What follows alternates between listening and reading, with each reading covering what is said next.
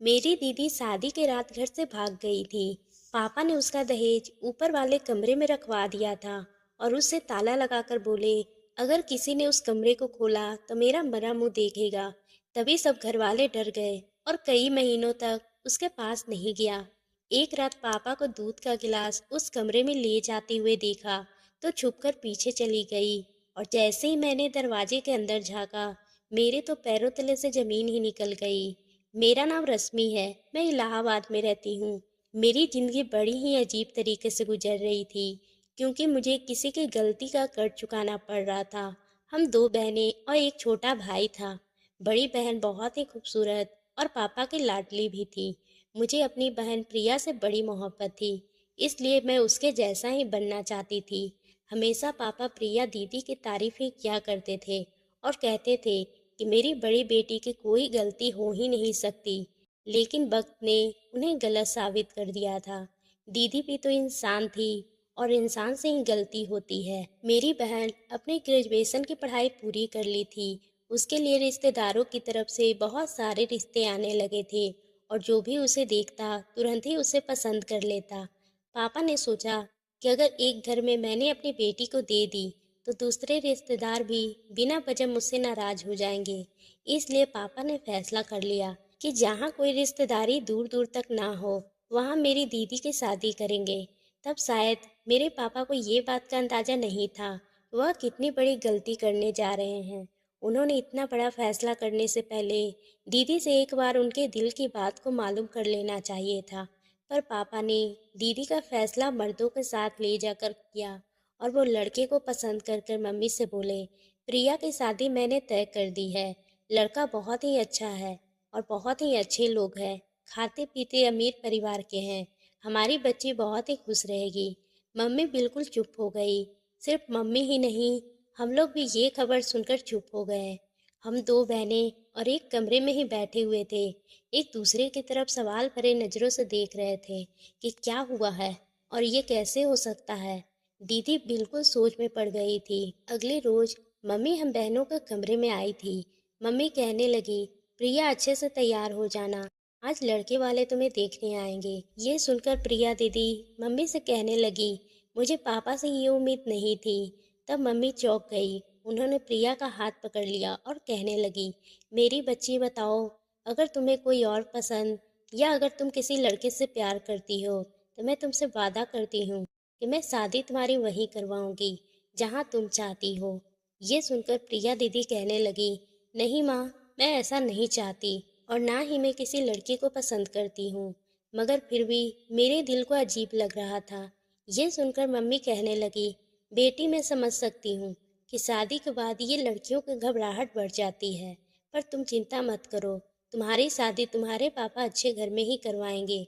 और कुछ ही घंटों के बाद दीदी को देखने के लिए मेहमान आ गए थे। दीदी को कमरे से हॉल में लाया गया।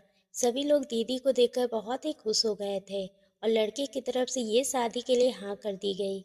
मेरी दीदी की तरफ से भी पूछा गया, तूने भी शादी से कोई ऐतराज नहीं था? फिर तो मेरे घर में खुशियों का माहौल हो गया था। कोई नहीं जानता था कि खुशियाँ बहुत ही जल्दी गम में बदलने वाला था। सब कुछ बहुत अच्छे तरीके से हो रहा था। दीदी भी खुशी खुशी हर चीज़ों में हिस्सा ले रही थी। शादी की तैयारियां खुशी खुशी कर रही थी। किसी के दिमाग में ये बातें नहीं थी कि दीदी अपने दिल में क्या ठान कर बैठी थी। घर वाले सब बहुत ही खुश थे। मैंने तो हफ्ते से पहले ही शादी के कपड़े का इंतजाम कर ली थी। खैर वक्त गुजर गया और दीदी के बारात का दिन आ गया। दीदी बहुत महंगे शादी के जोड़े में तैयार होकर कमरे में बैठी थी। थोड़ी ही देर के बाद बारात भी आ गई थी। मैं दुल्हन को देखा तो मेरा मुंह खुला का खुला रह गया। दूल्हा तो बहुत ही खूबसूरत था और हैंडसम भी था। मैं भागकर अपने कमरे में गई। वहाँ दीदी नहीं थी। मैं हैरान रह गई। अभी तो मैं दीदी को यहीं छोड़कर गई थी, अब वो कहाँ चली गई है? मैंने उन्हें कमरे में बहुत ढूंढा। मम्मी के कमरे में गई तो वहाँ भी खाली पड़ा था। मेरी फिक्र बहुत ही ज़्यादा बढ़ गई थी। मैं जल्दी से बाहर आई और मम्मी को ढूंढने लगी। मम्मी मेहमानों की खातिर में लगी हुई थी। मैं मम्मी का हाथ पकड़कर कोने में ले आई और कहा, मम्मी प्रिया दीदी कहाँ है? मम्मी बोली, अपने कमरे में ही होगी। मैंने कहा, वो कमरे में नहीं है। मम्मी ने मेरा हाथ झटका और कहा, यहीं कहीं होगी, पीछे हटो, मुझे मेहमानों से मिलने दो। वह उस अंदाज में बात कर रही थी जैसे उन्हें किसी चीज़ के गलत होने का अंदेशा ही ना हो। तब मैंने मम्मी का हाथ पकड़ उस कमरे में ले आई और हम दीदी को एक कमरे से दूसरे कमरे में ढूंढने लगे। अब मम्मी के चेहरे का रंग उड़ गया था क्योंकि अब जयमाले का टाइम हो गया था और पापा कमरे में आए और उनकी आंखें भी सुर्ख लाल हो गई थी। शायद उनकी अपनी बेटी की विदाई का गम हो। इतने में पापा कहने लगे, जल्दी से प्रिया बेटी के ले आओ, यहाँ जयमाले का टाइम हो रहा है। मम्मी रोते हुए बोली, प्रिया के पापा, प्रिया नहीं मिल रही। पापा बड़ी हैरत से मम्मी की तरफ देखने लगे और बोले, क्या मतलब? प्रिया नहीं मिल रही? यहीं कहीं होगी। मम्मी रोते हुए बोली, मैं घर का कोना कोना छान मारा। फिर पापा तो दिल पर हाथ रखकर उस कमरे में ही बैठ गए और कहने लगे, अब मेरी इज्जत तो खाक में मिल गई। अब मैं क्या करूं? ये सुनकर मम्मी भी रोए जा रही थी। तभी मम्मी पापा से कहने लगी, अब हम क्या करेंगे? आप कमरे में ही रहें, मैं बाहर जाकर लोगों से कह देती हूँ कि मेरे पति की तबीयत खराब हो गई है, इसलिए मैं अपनी बेटी की शादी नहीं कर सकती। पापा कहने लगे, काश तुमने लड़कियों को अच्छी शिक्षा दी होती।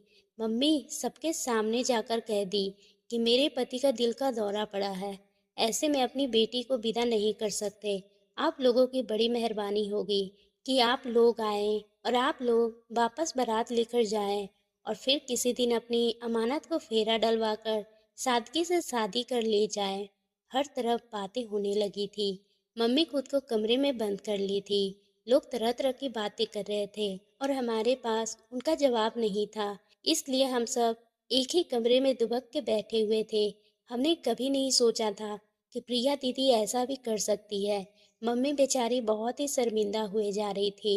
मेहमानों के चले जाने के बाद पापा ने सारा दहेज का सामान उठाकर कमरे में फेंक दिया और उसमें ताला लगा दिया और बोले, आज के बाद अगर कोई उधर जाएगा तो मेरा मरा मुंह देखेगा। इसके बाद हमारे घर में एक अजीब सी मनहूसियत फैल गई थी। हर दफा पापा मम्मी एक दूसरे से नजर चुराने पर मजबूर थे। पापा भी हम सबके छुप छुप कर रोते थे। जब वह ऊपर वाले कमरे से नीचे आते तो वह थके थके से लगते, आंखें भी सुर्ख लाल सी होती। मम्मी कहती थी कि तुम्हारे पापा हम सबसे छुपाकर छत पर जाकर रोते हैं। हमें तो ये लगता था कि दीदी की शादी का किस्सा खत्म हो गया, मगर एक ही महीने के बाद हमें लड़के वाले की तरफ से फोन आया था। लड़के वाले की बहन का कहना था, कितना महीना आपसे बात नहीं की है क्योंकि हम आपसे नाराज थे। बारात को हम लोगों ने वापस कर दिया, मगर अब ठंडे दिमाग से सोचा तो आपकी भी कोई मजबूरी होगी। यह भी हो सकता है कि आपकी बड़ी बेटी ने रिश्ते से इनकार कर दिया हो और अपनी इज्जत बचाने के लिए अपनी बीमारी का बहाना कर दिया होगा। आपकी ऐसी कोई बात है तो हमें कोई ऐतराज नहीं। अगर आप मेरी मशवरा माने तो अपनी छोटी बेटी का रिश्ता दे दे, क्योंकि हमने बहुत रिश्ता ढूंढा पर आपके बच्चों जैसा वह बात नहीं और हमें हर जगह घराना अच्छा नहीं मिला। इसलिए हम चाहते हैं कि किसी न किसी तरह हमारी रिश्तेदारी आपस में हो जाए। मम्मी कहने लगी, ठीक है, मैं अपने पति से बात करके आपको बताऊंगी। मम्मी ने अपना फ़ोन बंद कर दिया और मुझसे बोली, रिया तुम कहो तो ये रिश्ता मंजूरी है? मैंने कहा, दीदी के जाने के बाद पापा ने जिस तरह मेरा जीना हराम कर रखा है, मुझे नफरत की निगाहों से देखते हैं। मैं चाहती हूँ कि मैं यहाँ से चली जाऊँ और दोबारा यहाँ पर वापस लौटकर भी ना आए। ये सुनकर मम्मी ने गले से लगाकर रोने लगी। बोली, बेटी हमारे नसीब हैं, ऐसे ही किसी की सज़ा हमें मिलती है। तुम्हारी माँ के साथ भी ऐसा ही हुआ था और तुम्हारे साथ भी ऐसा ही हो रहा है। मैं चाहती हूँ कि तुम्हारी तकदीर बदल जाए, मगर मैं क्या करूँ? मैं तो खुद मजबूर हूँ, मेरे हाथ बंधे हुए हैं। मम्मी इस कदर टूटी हुई थी कि मुझे उनकी हिम्मत बनना पड़ा। मैं मम्मी से बोली, मम्मी आप नाराज मत हो, सब भगवान अच्छा करेंगे। मैं उठकर अपने कमरे में चली गई थी क्योंकि पापा के घर वापस का वक्त हो गया था। आज मेरा दिल बहुत ही अजीब सा धड़क रहा था क्योंकि आज मेरी किस्मत का फैसला होने वाला था। जैसे घर का दरवाज़ा खुला, मैं अपने कमरे की खिड़की में आकर बैठ गई।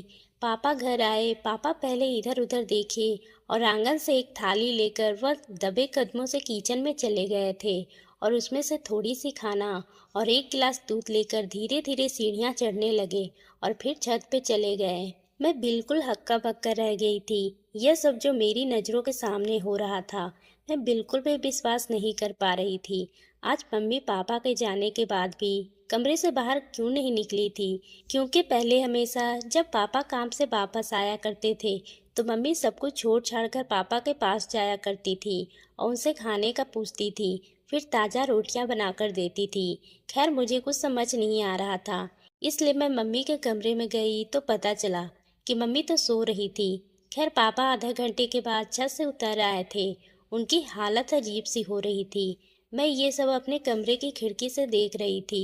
मम्मी ने पापा को बताया कि आज उनके लड़के वाले का फ़ोन आया था और वो अब हमारी छोटी बेटी का हाथ मांग रहे हैं। वो कहने लगे, अब हमें आपकी बड़ी बेटी का रिश्ता नहीं दे सकते तो हमें अपनी छोटी बेटी का रिश्ता दे दे। पापा ने ये सुनकर उस वक्त खाना उठाकर फेंक दिया और गुस्से से बोले, उनसे कहना था ना, मेरी बेटियों के नसीब अभी इतने खराब नहीं हुए हैं, उस जैसे बेगैरत लोगों का रिश्ता दे दे। जहाँ मैं चौंकी थी, वहाँ मम्मी भी दंग रह गई थी। मम्मी बोली, आप कैसी बातें कर रहे हैं? क्या वे लोग अच्छे नहीं? पापा ने ना में सर हिला दिया और कहने लगे, आज के बाद उनका फ़ोन आए तो मत उठाना। जब मम्मी बड़े गुस्से में बोली, आपको तो अपनी लाए रिश्ते पर बड़ा यकीन था। आप तो कहते थे प्रिया का रिश्ता ऐसे घर में कर रहा हूँ जो बहुत ही अमीर और अच्छे हैं। पापा गुस्से में दरवाजे को धक्का मारते हुए बाहर चले गए थे। मम्मी फूट फूट के रोने लगी थी। मुझे इस तरह पापा का बात सुनकर कुछ समझ नहीं आ रहा था, पर मैं पापा के मन की बात जानना चाहती थी। आखिर वो इतने परेशान क्यों है? सच्चाई क्या थी जो पापा छत पे खाना ले जाते थे और फिर वापस लौटते उनकी आंखें सुर्ख लाल होती थी। एक दिन इसी तरह पापा काम कर वापस घर लौटे और दबे दबे कदमों से एक थाली में खाना और एक गिलास दूध लेकर धीरे धीरे छत पे चढ़ने लगे। जब मैं भी सोच ली थी कि मैं आज पापा की सारी सच्चाई जानकर ही रहूंगी, मैं धीरे धीरे कदमों से पापा का पीछा करते हुए ऊपर जाने लगी। जब मैं मेरी दीदी के दहेज के रखे हुए कमरे में झांक कर देखी, तो मेरे तो होश ही उड़ गए। वहां तो दीदी बैठी हुई थी और वह रो रही थी और पापा से गुस्से में कह रही थी, आपने मुझे यहाँ क्यों कैद कर रखा है? क्या मैं आपकी बेटी नहीं? ये सुनकर पापा भी रोने लगे थे और ना चाहते हुए भी दीदी को ये सच्चाई बताने पर मजबूर हो गए। जब दीदी ने ये सवाल किया तो पापा कहने लगे, ठीक है, आज मैं तुम्हें सारी सच्चाई बता दूंगा, क्योंकि मैं भी ये बोझ अब अपने सर पर रखना नहीं चाहता। मैं थक गया हूँ। तुम्हारी माँ के आंसू देखकर अब मुझे पछतावा होने लगा है कि मैं तुम्हारे साथ बहुत ही गलत किया है। हो सके तो मुझे माफ कर देना बेटी। मैं गलत सोच बैठा था और इसलिए मैंने तुम्हें इस कमरे में लाकर बंद कर दिया, क्योंकि मैं नहीं चाहता था कि मेरी समाज में एक बार फिर से बदनामी हो। ये सुनकर प्रिया दीदी कहने लगी, पापा मुझे सारी सच्चाई बता दो। आखिर आपने मुझे इतनी बड़ी सजा क्यों दी है? पापा ने कहा, ठीक है तो सुनो प्रिया बेटी, आज मैं तुम्हें सारी सच्चाई बताऊंगा। फिर वह थोड़ी देर चुप हो गए। प्रिया दीदी रोते हुए कहा, पापा मुझे सारी सच्चाई आपके मुंह से सुननी है। तो उन्होंने कहा, तो सुनो, मेरी सगी बेटी नहीं हो तुम, मेरी बहन की बेटी हो। मेरी एक बहन भी थी जो शादी वाले दिन अपने घर से भाग गई थी और फिर कुछ सालों के बाद एक बच्ची को लेकर मेरे घर के दरवाजे पर आ गई और वह रोते हुए उस बच्ची को मेरी पत्नी को देते हुए कहने लगी, भाभी आप इस बच्ची को पाल पोस कर बड़ी कर देना। मैं नहीं चाहती कि अब मेरी की गई गलती उसके जिंदगी पे कोई असर भी पड़े। इसकी शादी अच्छे घर में करा देना। और ये बोलकर वह तुम्हें अपनी भाभी के हाथों में सौंपते हुए मेरे घर से चली गई थी। जब मैं शाम को घर लौटा तो मेरी पत्नी ने मुझे सारी सच्चाई बता दी। मैं अपनी बहन को एक बार फिर मौका देना चाहता था। मैं जल्दी से बाहर जाकर उसकी तलाश करना शुरू कर दिया, पर उसका कोई भी खोज खबर नहीं मिली। तुम उस समय बहुत ही छोटी थी, इसलिए तुम्हें ये समझ नहीं था। तुम्हारी मम्मी नहीं, वह तुम्हारी मामी है और तुमने मेरी पत्नी को अपनी मम्मी कहना शुरू कर दिया और रिया भी तुम्हें अपनी बड़ी बहन मान ली। ये सुनकर प्रिया दीदी रोते हुए कहा, पापा मेरी क्या गलती थी? आपने मेरे साथ ऐसा क्यों किया? अगर मेरी मम्मी से कुछ गलत किया था तो इसमें मेरी क्या गलती थी? आपने मेरे साथ ऐसा क्यों किया? पापा कहने लगे, मुझे डर था कहीं तुम अपनी माँ के जैसे ही ना निकलो, इसलिए शादी वाले ही दिन एक लड़का हमारे दरवाजे पर खड़ा था। उसने कहा कि वह प्रिया से प्यार करता है और मैं उसे भगाकर ले जाऊंगा। मुझे जब ये खबर का पता चला तो मैं बहुत ही डर गया था। मुझे कुछ भी समझ नहीं आ रहा था। मुझे लगा एक बार फिर से मेरी बदनामी होने वाली है और मैं ये सदमा अब बर्दाश्त नहीं कर सकता था कि मेरी बेटी मेरी इज्जत खाक में मिला दे। इसलिए मैंने तुम्हें ऊपर वाले कमरे में कुछ ज़रूरी सामान के लिए भेजा था और फिर पीछे से जाकर दरवाज़ा बंद कर दिया और लोगों से ये कह दिया कि मेरी तबीयत खराब होने की वजह से ये शादी नहीं हो सकती, क्योंकि मुझे डर था कहीं तुम किसी और लड़के के साथ ना भाग जाओ, मेरी समाज में बदनामी हो जाती। ये सच्चाई जानकर मैं हैरान हो गई थी। पापा दीदी के बारे में कितना गलत सोच रहे थे। जो गलती माँ से हुई थी, ये जरूरी नहीं कि वह गलती दीदी भी करती। प्रिया दीदी से कहा, पापा यह भी तो आपकी समाज में बदनामी ही थी, क्योंकि सब लोगों को तो यही लगा होगा कि प्रिया घर से भाग गई है, तभी वह शादी के मंडप में नहीं आई। वह तो यही सोचते होंगे आपने मुझे इस तरह से कैद कर बहुत ही गलत किया है। पापा रोते हुए कहने लगे, बेटी मुझे माफ़ कर दो। जिस दिन मैं तुम्हें ऊपर वाले कमरे में बंद कर दिया था, उस दिन से मैंने अपनी भी बेटी रिया के साथ अच्छा व्यवहार नहीं किया।